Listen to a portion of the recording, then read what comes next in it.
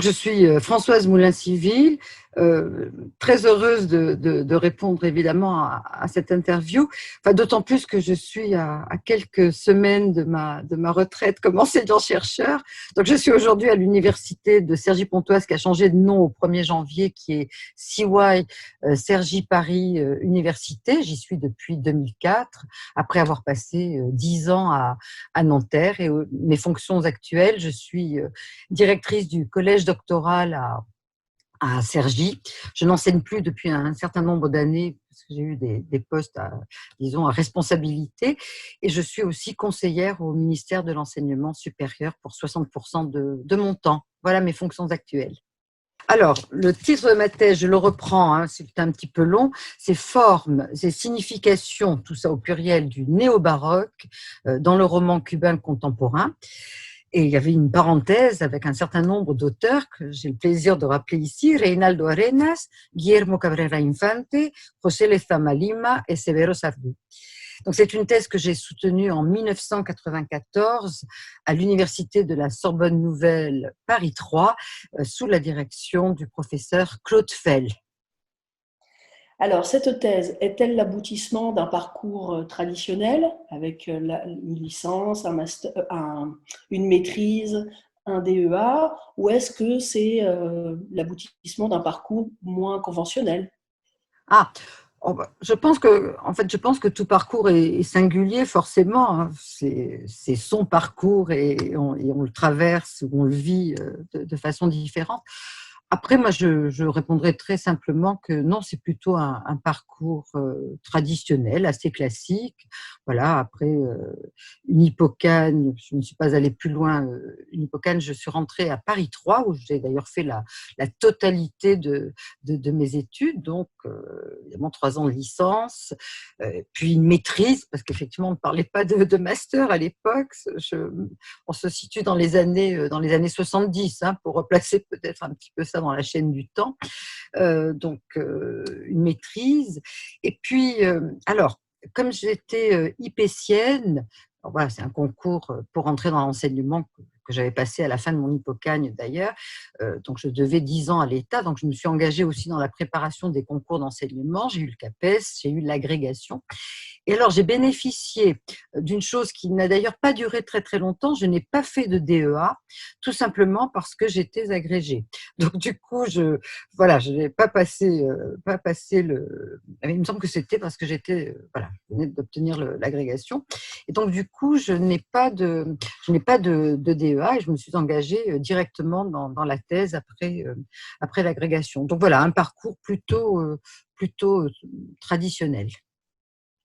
Alors, tu es la grande cubaniste que l'on connaît, et la question que je me pose, je suis vraiment très très curieuse de ta réponse, c'est qu'est-ce qui t'a amené sur le chemin de Cuba et donc qui a motivé le choix de ce sujet de thèse?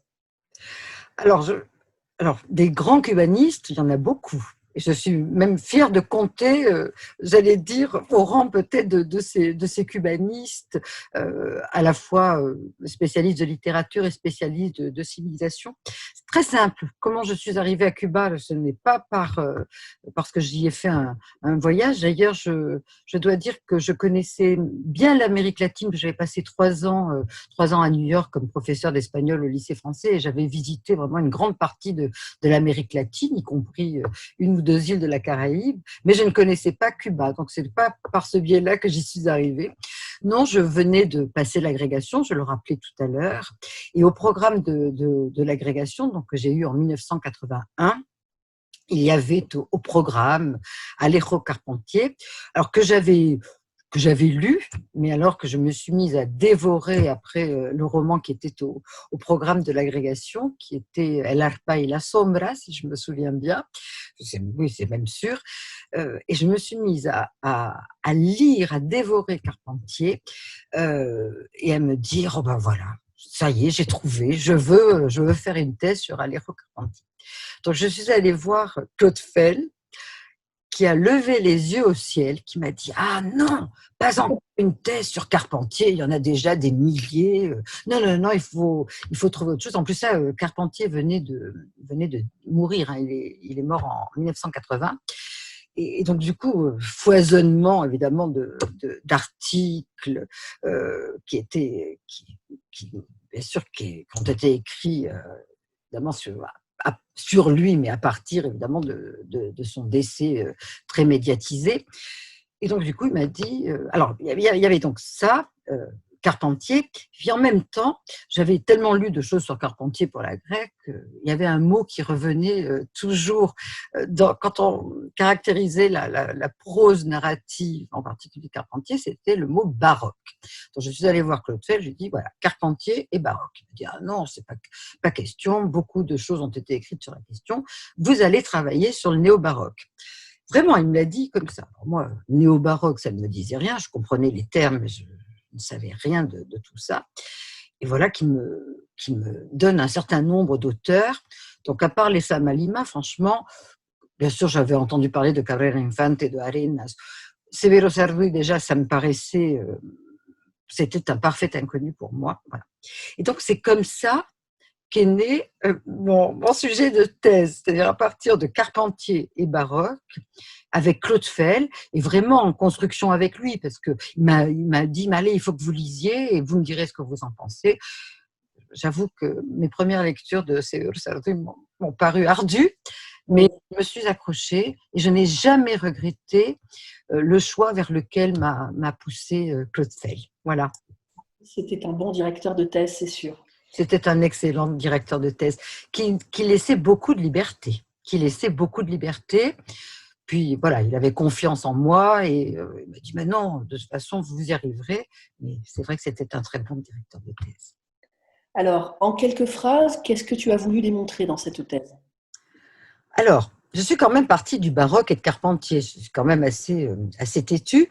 Donc, je ne voyais pas comment parler du néo-baroque dans le roman cubain contemporain, puisque c'est évidemment le terreau sur lequel j'ai travaillé.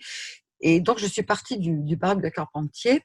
Et en fait, ma thèse est assez vite dessinée. Il y avait d'un côté une écriture, alors dans le roman cubain contemporain, puisque c'est ça les limites, une écriture évidemment qu'on pouvait caractériser de baroque. Donc j'ai essayé évidemment d'en écrire les caractéristiques, alors les caractéristiques formelles, parce que moi je travaille vraiment sur l'écriture, même si je débouche peut-être sur autre chose après. Donc ce baroque était vraiment très fortement incarné par Carpentier, et au bout de la chaîne, le néo-baroque, plutôt incarné par les écrits à la fois théoriques, mais aussi bien sûr narratifs de Severo Sarduy. C'est dessiné vraiment une histoire du roman cubain. Alors évidemment, un roman cubain qui s'écrit à la fois dans l'île et qui est tout à fait incarné par Alejo Carpentier, et puis un néo-baroque qui s'écrit vraiment en exil, vraiment avec tous les jeux de mots que l'on peut faire sur île et exil. Donc ces voix de la dissidence qui s'engouffrent dans le néo-baroque. Donc du coup, ma thèse, elle est là, à la fois des écritures différentes formellement, mais aussi idéologiquement. Ce roman cubain qui s'écrit à la fois dans l'île et en exil, et qui s'écrit évidemment dans la norme baroque carpentérienne d'un côté, et dans la discordance et la dissidence formelle telle qu'on peut la trouver évidemment dans les romans des dissidents cubains. Alors, de ton point de vue, est-ce qu'il y a des héritiers dans les auteurs actuels cubains de ce néo-baroque? Je ne suis pas sûre. Je pense que ça caractérisait vraiment une époque qui va en gros du milieu des années 70 jusqu'à peut-être le boom de la période spéciale à Cuba, donc les années 90, peut-être début des années 2000. Non, je crois qu'aujourd'hui, on a vraiment peut-être ce qui caractérise caractérise pardon, la littérature cubaine contemporaine comme d'autres littératures latino-américaines.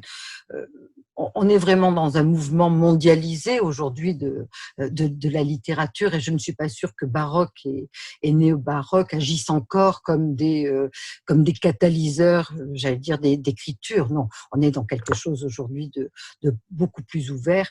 Je ne connais pas vraiment dans les écrivains que j'ai pu travailler donc du 21e siècle, des gens voilà, alors ils peuvent aimer, mais vraiment se revendiquer d'une écriture baroque ou néo-baroque, je ne suis pas sûre que ça agisse encore comme, voilà, comme, j'allais dire, révélateur d'une écriture spécifique. Alors, mis à part le rôle important qu'a joué Claude Sell, tu nous l'as expliqué, ne serait-ce que dans le choix et le Mm. périmétrage de ton sujet, est-ce qu'il y a d'autres personnes, que ce soit sur le plan universitaire ou sur le plan personnel, qui ont joué un rôle pour t'accompagner dans ce processus d'écriture d'une thèse? Sur le plan personnel, c'est évident que si je n'avais pas été soutenue familialement, ça aurait été sans doute difficile. J'ai toujours eu la chance vraiment d'être bien entourée, voilà, d'une famille très présente et très aimante, que ce soit mes parents, mes sœurs et bien entendu mon mari, puis mes enfants. Euh, mais sur le plan intellectuel, oui, c'est pas anodin que j'ai rappelé tout à l'heure. Tu me l'as demandé, mais euh, le fait que je sois passée par Paris 3 a beaucoup marqué, j'allais dire, mon travail de recherche. D'abord, j'ai été poussée vraiment par un certain nombre de professeurs qui sont devenus, évidemment, au fil du temps, des collègues et des amis. Je veux citer Serge Salin, parce que c'est le premier qui m'a fait rentrer dans un groupe de recherche, Discours et idéologie, qui était donc son groupe de recherche à Paris 3.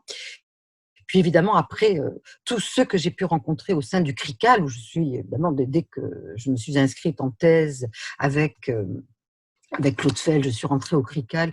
Il y avait j'allais dire, un cercle à la fois de Français, de Latino-Américains, beaucoup de Latino-Américains, et voilà, avec qui j'ai pu échanger, avec qui, enfin, par lesquels je me suis sentie très entourée et très soutenue, et voilà, des gens voilà, que je fréquente encore aujourd'hui.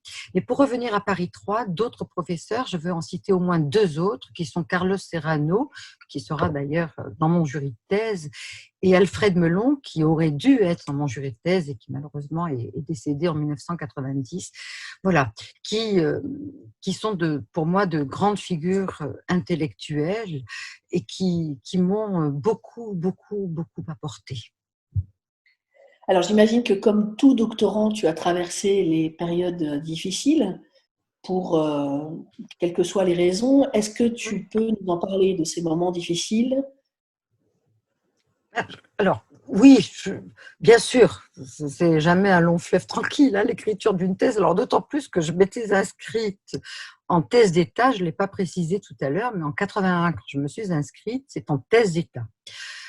Donc, avec l'idée que oui, j'allais y passer un certain nombre d'années. Alors, de fait, j'y ai passé un très grand nombre d'années, parce que 81, 94, c'est facile à calculer.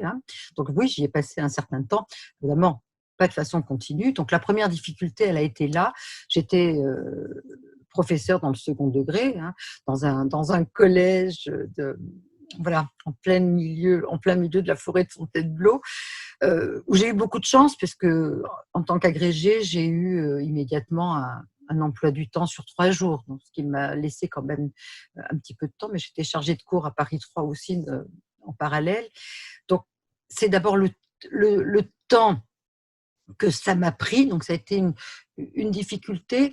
En même temps, j'ai pris vraiment le temps de l'écrire, et puis au dernier moment, on l'a transformé en thèse nouveau régime pour que je puisse évidemment soutenir. Bon, donc première difficulté, c'est la gestion du temps en travaillant.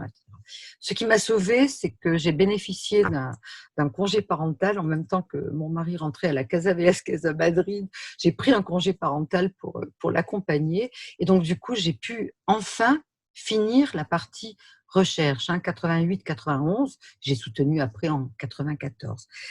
La deuxième difficulté, c'est peut-être le sujet lui-même. Vouloir parler du baroque et du néo-baroque avec un corpus quand même qui était énorme, hein, plus de 20 romans quand même. Voilà, je ne l'ai pas dit tout à l'heure, mais c'était un corpus absolument énorme et donc j'ai quadrillé chacun des romans qui étaient évidemment à mon programme.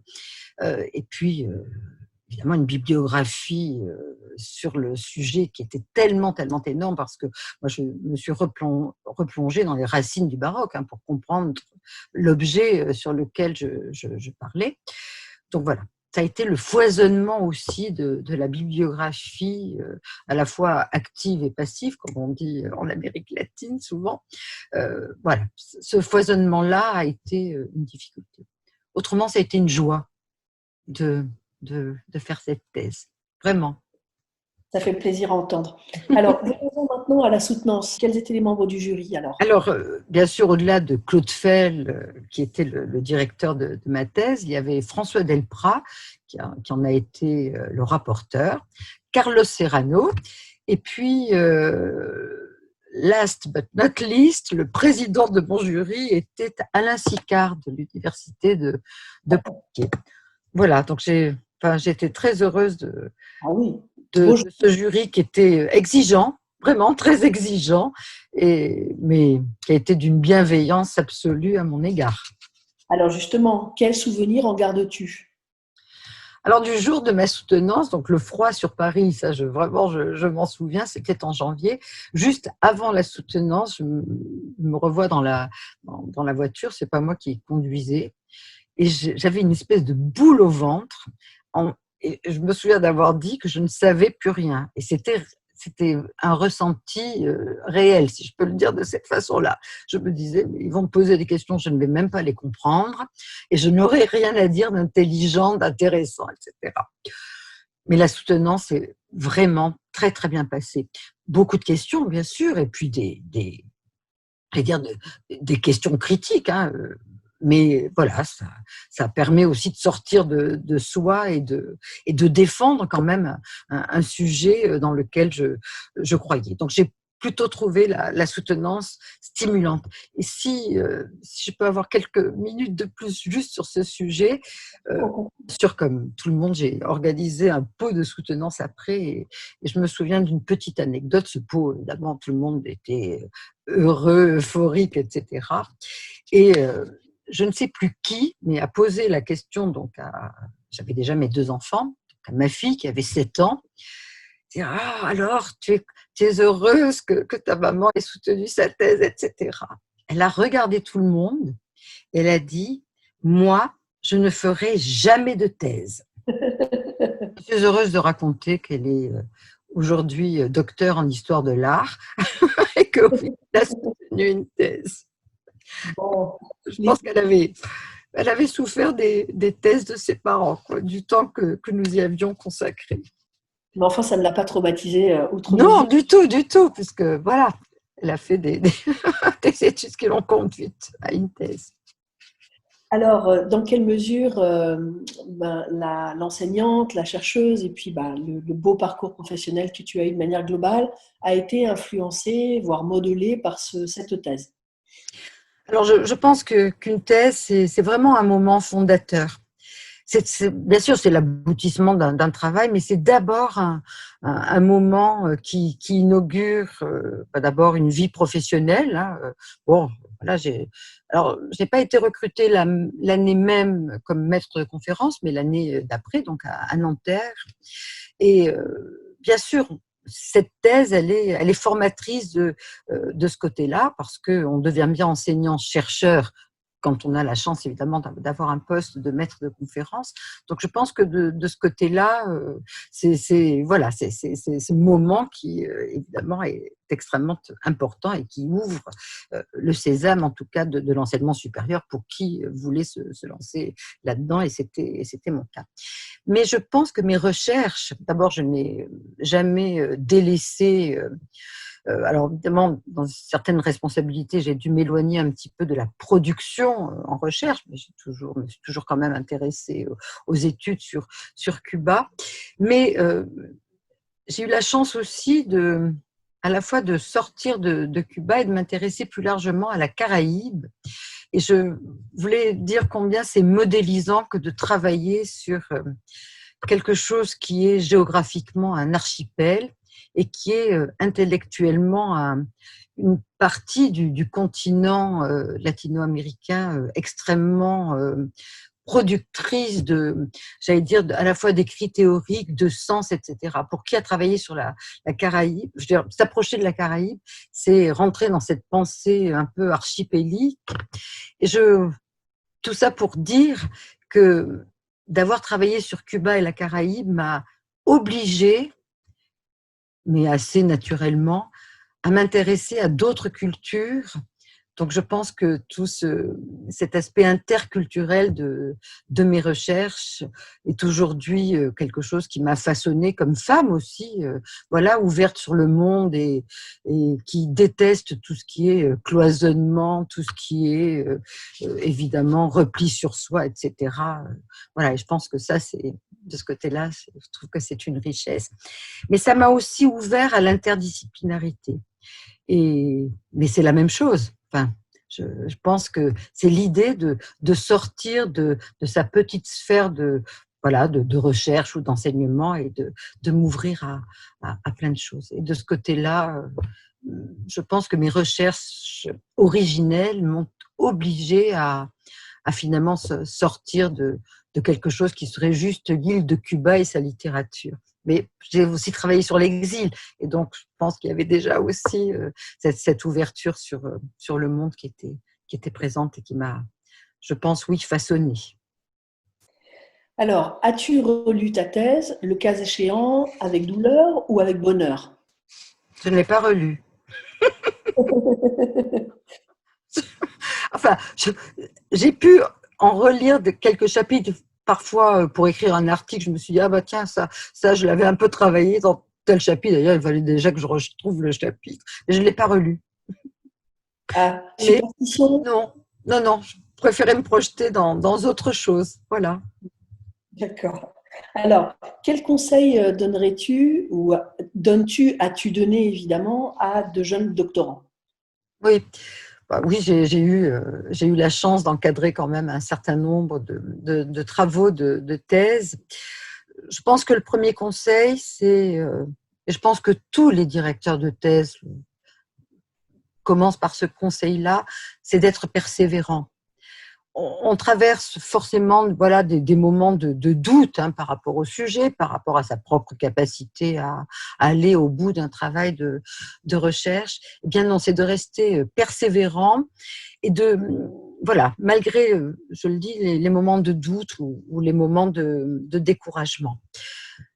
Le deuxième conseil, il est tout à fait lié au premier, surtout quand on travaille en littérature, on peut travailler en chambre, si je peux le dire comme ça, voilà, parce qu'on n'est pas dans un laboratoire de physique ou de chimie, et on n'est pas forcément alors on est dans un groupe de recherche, mais voilà, ce sont des séminaires, ce sont des colloques, etc.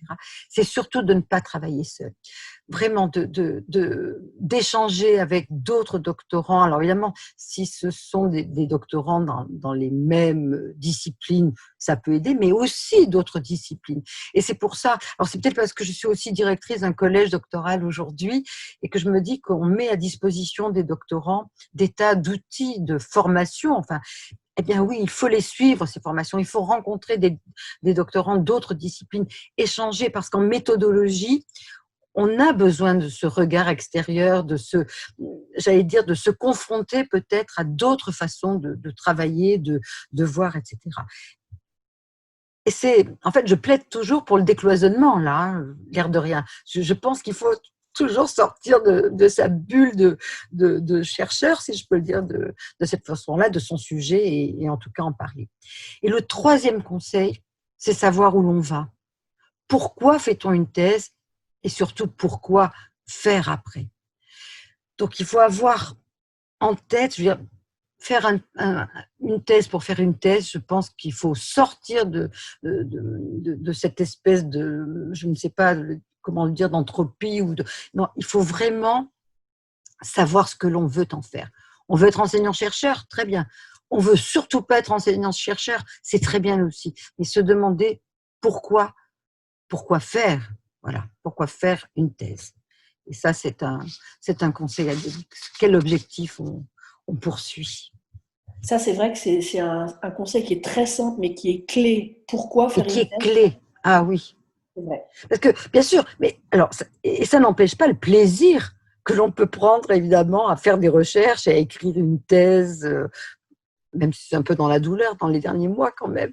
Mais voilà, pourquoi est-ce qu'on fait une thèse? Pourquoi faire après? Voilà.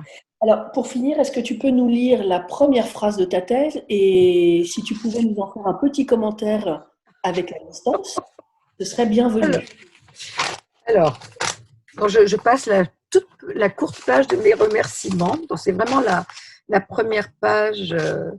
Euh, alors, il y avait évidemment en épigraphe quelque chose que je ne lirai pas, mais c'était sur le baroque, évidemment. Donc, ma première phrase, c'est exactement celle-ci, elle est page 2. Depuis une trentaine d'années, avec une sorte d'unanimité, le discours critique sur la production romanesque hispano-américaine a imposé le concept superlatif de baroque et on n'a pu qu'être surpris par l'utilisation massive, souvent abusive ou inconsidérée, du terme. Je, alors le seul commentaire que je peux faire, je pense que ça résumait à la fois assez bien le point de départ de ma thèse. C'est pas parce que c'est la première phrase de l'introduction, mais c'est après avoir lu beaucoup sur Carpentier, je me disais mais c'est pas possible. Pourquoi dit-on qu'il est baroque, baroque, baroque, baroque? Donc, c'était effectivement, il y avait une espèce de façon abusive d'utiliser le terme. Et je me suis dit, moi, je veux démontrer pourquoi on utilise ce terme. Alors, pourquoi on l'utilise à bon escient ou à mauvais escient. Donc, je pense que c'était… finalement, j'ai eu très peur en me disant, oh là là, il faut que je lise la première fois, ça se trouve, elle est complètement idiote ou complètement à côté de la plaque. Et je pense que c'était un bon point de départ. Je ne la renie pas presque 30 ans après. C'était une posture, enfin, C'était une posture, exactement. voilà, une déclaration d'intention, je dirais même. Oui, non, mais c'était… Donc voilà, je l'assume complètement aujourd'hui. Tu veux pas quand même nous lire la petite citation en exergue? Ah oui, alors c'était dans l'anthologie des baroques occitans de Robert Laffont, et c'était une phrase donc sur le baroque, la cohérence du baroque est l'acceptation de perpétuelles contradictions. De là naît sa vie dialectique, son mouvement, ses trajectoires. Le baroque s'établit comme une économie des contraires, qu'il s'agisse des vues sur l'homme qui le sous-tendent, ou de ses pardon. C'est pas que le mot soit difficile à dire, ou de ses exaspérations verbales.